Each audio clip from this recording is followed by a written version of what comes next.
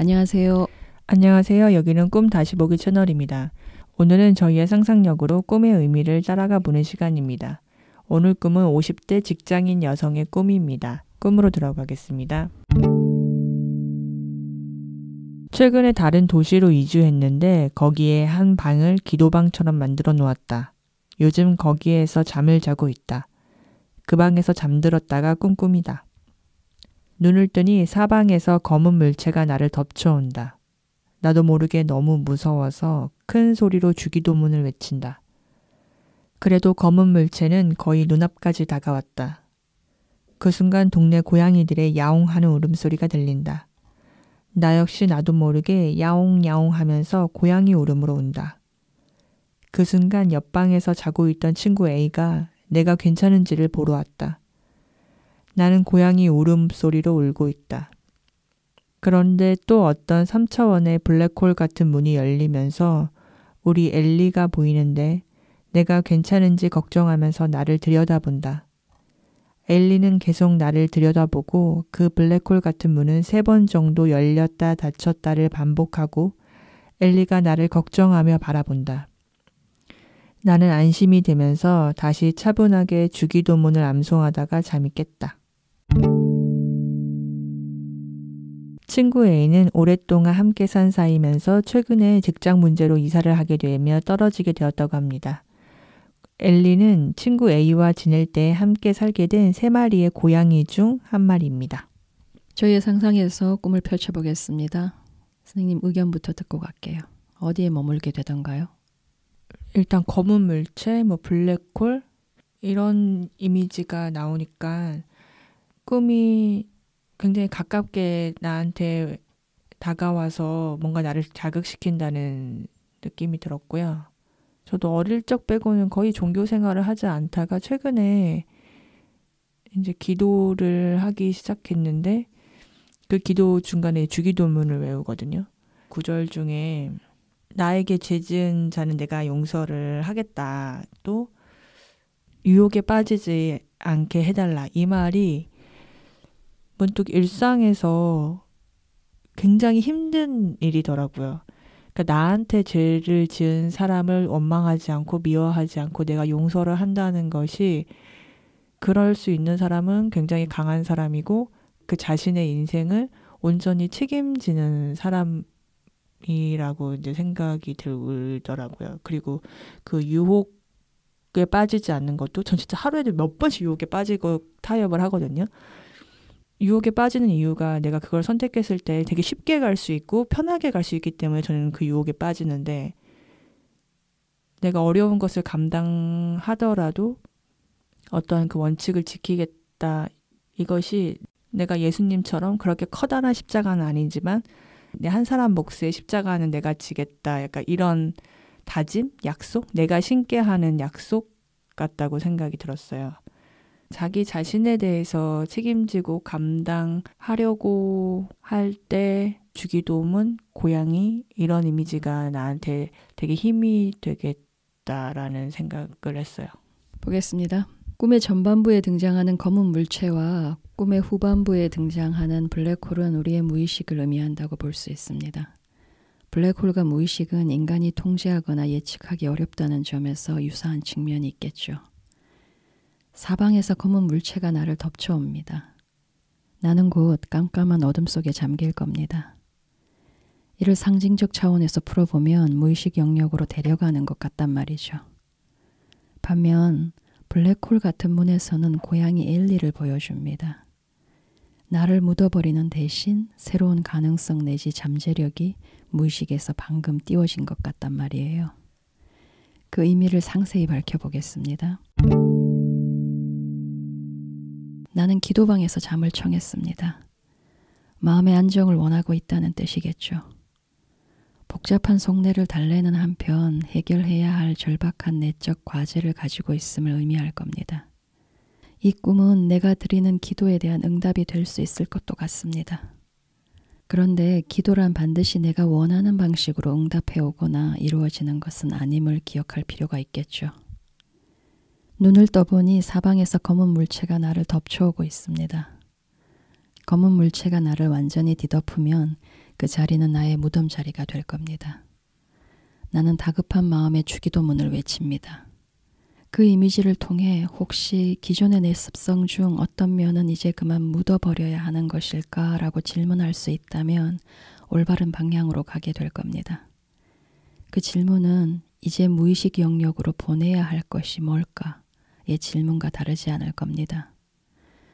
고양이 울음소리로 우는 나라고 대답한다면 꿈을 창조한 이가 만족해할 만한 답을 내놓은 것입니다. 고전 영화 사랑과 영혼에서는 어떤 사람이 죽음을 당하면 그 사람 주변에서 검은 그림자가 형성되어서 그를 에워싸 데려가는 장면이 있었잖아요. 검은 물체 역시 고양이 울음소리로 우는 나를 데려가기 위해 형성된 것 같습니다. 사방에서 나를 향해 다가오잖아요. 도망칠 활로를 모두 막아버린 느낌이에요. 더 이상 거부하거나 도망칠 수 없다는 엄포인 것 같습니다. 이제 그만 백기투항하고 보낼 것은 보내주어야 한다는 뜻으로 해석되면 좋을 것 같습니다. 내가 고양이 울음으로 울자 옆방의 친구가 나의 상태를 살피기 위해 옵니다. 내가 고양이로 퇴행해버리자 친구는 집사가 된 것 같단 말이죠. 기도방에서 잠을 청한다는 것은 그만큼 마음의 갈피를 잡기 어렵다는 고백일 겁니다. 그리고 지금의 나는 돌봄과 보살핌이 절실한 상태에 있다는 고백이기도 하죠. 고양이의 필요와 욕구를 알아서 챙겨주는 이가 고양이 집사잖아요. 또 개는 짖는다고 하는 반면 고양이는 운다고 표현을 합니다. 고양이의 울음은 여러 가지 욕구를 표현하는 행위인 겁니다. 고양이 울음소리는 인간의 마음을 동요하게 만들죠. 특히나 한밤중의 고양이 울음소리는 애절하기도 하고 처연하게 들리기도 합니다. 짝을 찾아 절박하게 울어대는 고양이처럼 내가 내는 고양이 울음에는 고단한 세상살이와 외로움 속에서 나와 마음 맞는 이를 찾고 싶은 절박함이 담겨 있지 않을까 싶은 거죠. 내가 낸 고양이 울음소리에 친구는 즉각 반응합니다. 주기도문과 고양이 울음소리는 어떤 측면에서는 대비적 효과를 내는 것 같아요. 검은 물체에 대한 반응으로 처음에는 주기도문을 외쳐댔지만 이내 기존의 내 습성으로 돌아간 것 같아요. 온갖 것들을 미리 알아서 챙겨주는 집사를 거느린 고양이로 살아가기를 포기하기가 쉽지 않은 겁니다. 시중을 드는 존재를 가리켜 우리가 집사라고 하잖아요. 고양이의 집사는 고양이의 웰빙, 그러니까 고양이의 행복을 책임져야 하는 겁니다. 고양이의 욕구에 전적으로 맞춰주기를 기쁘게 자처하기 때문에 고양이 집사이듯이 기꺼운 마음으로 내 시중을 자처하는 이가 있다면 복 많은 인생이라 할 만하죠. 그런데 꿈은 내적 차원에서 고양이 집사를 거느린 고양이로 살아가는 삶은 이제 끝이 났다고 하는 것 같습니다. 집사를 거느린 고양이는 일평생 집안에 가둬진 신세로 살아가야 하는데 나는 오랫동안 지내오던 자아의 집을 완전히 떠나야 할 때를 맞이하고 있는 겁니다. 자아가 고집하던 기존의 논리를 떠나 완전히 새로운 인식을 성취해내야 하는 입장에 있는 거죠. 그러자면 집사를 거느린 집고양이의 면들을 과감하게 어둠 속으로 물려야 하는 겁니다. 검은 물체는 나의 그 면을 데려가려고 온 거죠. 고양이 울음소리로 우는 습을 멈춰야 할 적기를 맞이하고 있는 겁니다. 동의가 되나요? 네, 기도를 할 때의 마음이 처음에 그렇더라고요. 그러니까 내 어려움을 현실적으로 어떻게 빨리 해결을 해줬으면 좋겠는 거예요. 내가 이런 기도를 드리면, 그러니까 실제로 기도의 내용도 제가 이런 게 어려워요. 이런 거를 해결해 주세요라고 기도를 해요. 그러면 실제로 그 기도의 응답으로 현실적인 어떤 변화가 일어나서 그게 짜라란 다 해결이 됐으면 좋겠는 그런 제 마음이 있는 거예요. 근데 문제에 대해서 내가 그것을 해결하기 위한 어떤 힘과 용기를 스스로 발휘해 보겠다라는 다짐 같더라고요. 그래서 그 기도문을 계속 외운다는 게 결국 그 외우다 보면은 그걸 해결할 수 있는 힘을 내 스스로 끌어내게 하는 게 이 기도의 목적인가? 이런 생각이 드는 거예요. 근데 그런 생각이 드니까 부담스럽기도 하고 정말 내가 원하는 거는 이게 아니었는데 하는 생각도 들고 또 해볼 수 있을 것 같다라는 희망도 생기는데 또 동시에 저항감도 들고 좀 약간 좀 생각이 복잡해졌어요. 해결사를 기대하는 마음으로 기도를 하는 건데 우리가 기도를 계속 유지해 가면 그 마음을 유지하기가 힘들죠. 해결사를 원하던 그 마음이 유지되지는 않잖아요. 그렇더라고요. 그게 방법이 아닌 것 같다라는 생각이 자꾸 이제 올라오게 되더라고요. 내가 집사가 있는 직고양이로서의 나의 한 부분을 이제 무의식으로 돌려보내야 된다는 게 그런 해결사를 바라는 마음을 이제 내려놓는 것 그런 것 같아요. 갑자기 블랙홀 같은 문이 열리고 엘리가 나타납니다. 엘리는 나를 바라보며 나를 걱정하고 있어요. 엘리는 무의식에서 띄운 새로운 도전 과제를 이미지화한 것입니다. 엘리는 내가 키우던 고양이이고 그래서 엘리의 성정을 잘 알고 있습니다. 엘리가 지닌 남다른 특질들을 깊이 숙고해 봄으로써 내게 부여된 새로운 과제를 짐작해 볼 수 있을 것 같습니다. 그러나 꿈에서 엘리가 보여준 태도를 통해서도 내게 부여된 과제를 짐작할 수 있을 것 같아요. 꿈의 그 부분을 다시 가져와 읽어보면 그런데 또 어떤 3차원의 블랙홀 같은 문이 열리면서 우리 엘리가 보이는데 내가 괜찮은지 걱정하면서 나를 들여다본다. 엘리는 계속 나를 들여다보고 그 블랙홀 같은 문은 3번 정도 열렸다 닫혔다를 반복하고 엘리가 나를 걱정하며 바라본다. 이렇잖아요. 나를 바라보는 엘리의 시선에서 나에 대한 강한 걱정이 뚝뚝 떨어지는 것 같습니다. 엘리는 나를 염려하고 있습니다. 나에 대한 엘리의 염려와 걱정은 나에 대한 사랑에서 비롯될 겁니다. 엘리는 나에 대한 사랑이 깊은 것 같아요. 엘리는 그저 바라봐줘요. 그런데 그 시선만으로도 내게 위로와 위안이 된다면 내가 엘리의 사랑을 느끼기 때문일 겁니다. 그렇다면 이런 질문은 어떨까 싶어요. 엘리가 내게 보여준 사랑과 연민의 태도를 나는 가지고 있는가? 내 시선은 사랑과 연민을 담아내고 있는가? 나는 진정으로 다른 이를 걱정할 수 있는 사람인가? 엘리의 시선에서 나를 향한 깊은 안쓰러움과 안타까움이 전해지는 것 같잖아요. 나 역시 말없는 가운데 그런 시선이 가능한 사람인가? 그 시선의 바탕 위에서 다른 이들을 대하고 있는가? 라고 스스로에게 질문할 수 있기를 바라게 되는데요. 고양이는 먼저 다가가 살갑게 구는 성격에서 다소간 멀리 있지만 그들만의 방식으로 애정을 표현합니다. 꿈에 등장한 엘리는 한없이 걱정하는 눈빛으로 나를 바라봐 줍니다. 그 시선에서 깊은 위로를 경험하게 될 텐데 그렇다면 나 역시 다른 이들에게 그런 시도를 해봄직하잖아요. 지금 내 안에서는 훨씬 깊은 차원의 사랑과 연민이 깨어나려고 낡고 오래된 껍질을 깨부수고 있는 것 같아요. 블랙홀로 빨려 들어가는 것은 그대로 사라집니다. 꿈은 엘리의 자질을 그대로 사라지게 두지 말라는 거예요. 문이 열렸다 닫혔다를 반복하고 있잖아요. 내가 손수 꺼내지 않으면 문은 영원히 닫혀버릴 수도 있습니다. 꿈이 내가 빨리 손을 써야 한다는 신호를 강하게 보여주는 것 같아요. 블랙홀로 빨려 들어가도록 둬야 할 것이 있다면 그것은 고양이 엘리가 아닙니다. 오래되고 낡은 특성, 그러니까 자아가 고수해온 기존의 논리가 블랙홀로 빨려 들어가야 하는 겁니다. 그것이 블랙홀로 빨려 들어갈 때 깨어있는 삶에서 사랑과 연민의 시선을 살아낼 수 있다고 꿈이 전하는 것 같단 말이죠. 그런데 깊은 사랑과 연민의 시선으로 바라볼 첫 대상은 오롯이 내 자신이 되어야 하는 겁니다. 내가 그 시선에 익숙해질 때만 외부로 흐를 수 있기 때문이에요. 특히나 많은 사람을 상대하는 입장에서 자신을 지킬 수 있는 유일한 방법은 연민의 시선을 입는 길뿐입니다. 그러할 때만 자신의 내면을 지옥의 불구덩이로 만드는 것을 방지할 수 있어요. 따라서 내 안에서 새롭게 깨워내야 할 것은 깊은 사랑과 연민의 시선인 겁니다. 주기도문의 내용 중에 저희에게 잘 못한 일을 저희가 용서하오니라는 구절이 있잖아요. 고양이 엘리가 전하는 가르침, 사랑과 연민의 시선은 용서와도 맞닿아 있는 것 같습니다.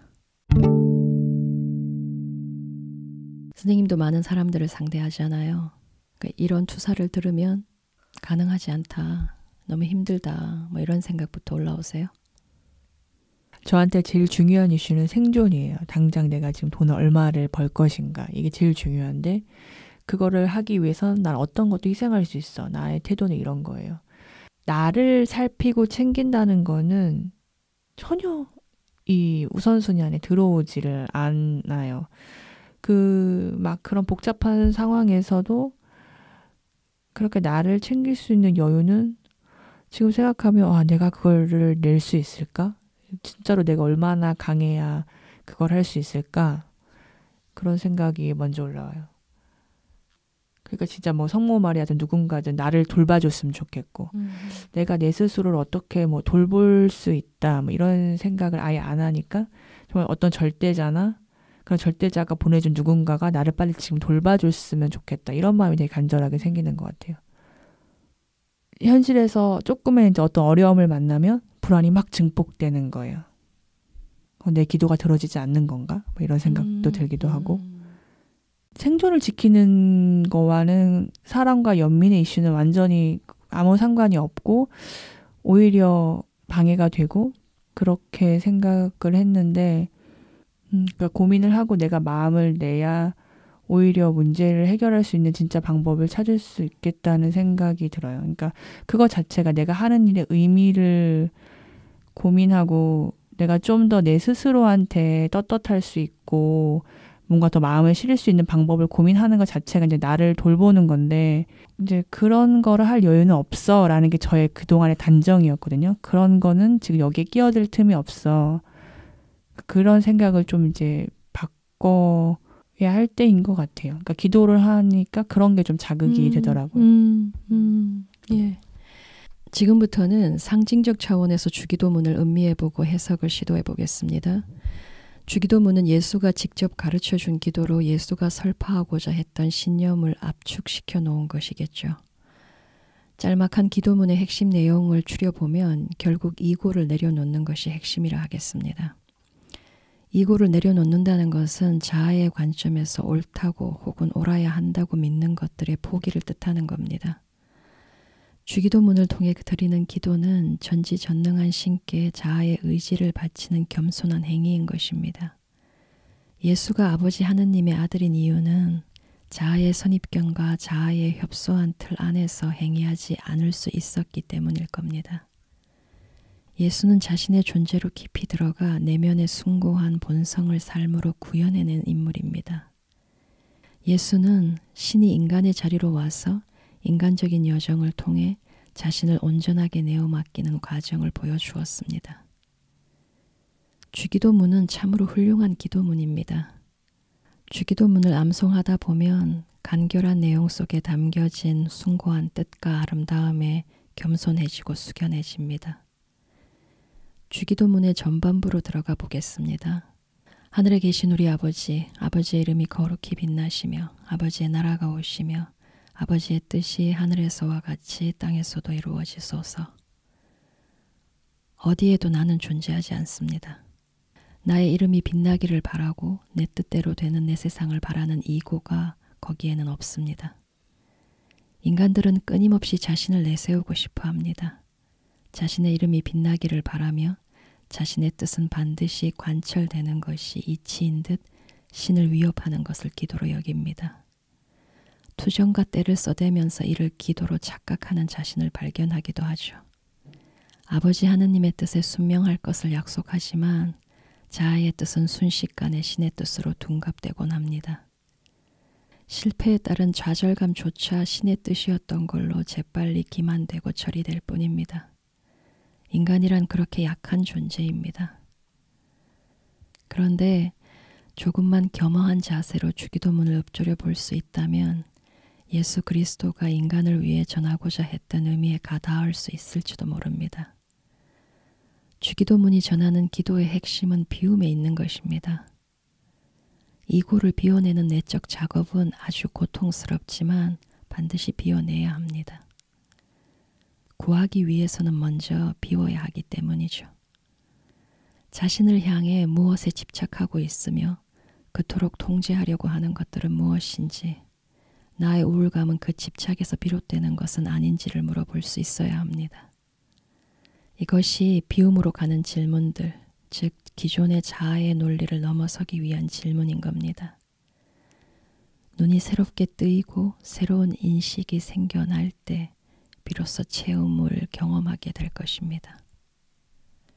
위에서도 잠시 언급했지만 주기도문의 전체 내용 중 저희에게 잘못한 일을 저희가 용서하오니라는 대목은 우리의 주의를 끌 수밖에 없어요. 전체 주기도문 중에서 유일하게 인간의 의지가 개입되는 대목이기 때문입니다. 인간은 오직 용서할 수 있을 따름입니다. 온 마음을 다해 자신과 타인을 용서해야 하는 겁니다. 착하게 살라는 뻔하고 진부한 잔소리일 뿐이다라는 해석에서 더 나아갈 수 있어야 합니다. 전혀 불가능한 일은 아니지만 자신과 타인을 용서하는 것은 고통스럽고 어렵습니다. 그보다는 차라리 자신을 탓하고 타인을 비난함으로써 지옥의 고통 속에 있고자 하는 것이 인간의 방식인지도 모르죠. 무엇보다 인간은 자신을 미워하고 탓하는 데 익숙합니다. 이때 자신에 대한 부정과 미움은 거기에 국한되는 것이 아니라 반드시 외부의 대상으로 투사됩니다. 용서가 없는 이의 내면은 지옥의 불구덩이와 다름이 없습니다.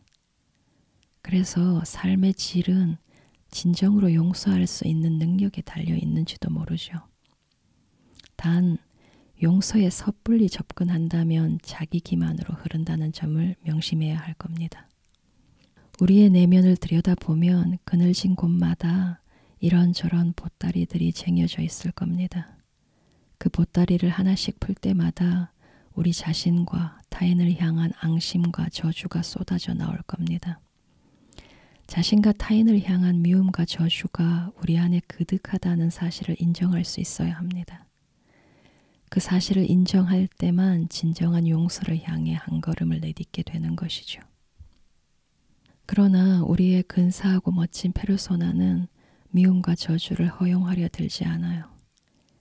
자신의 내면에 미움과 저주하는 마음이 있음을 인정하는 대신 외부의 대상에게 투사해버립니다.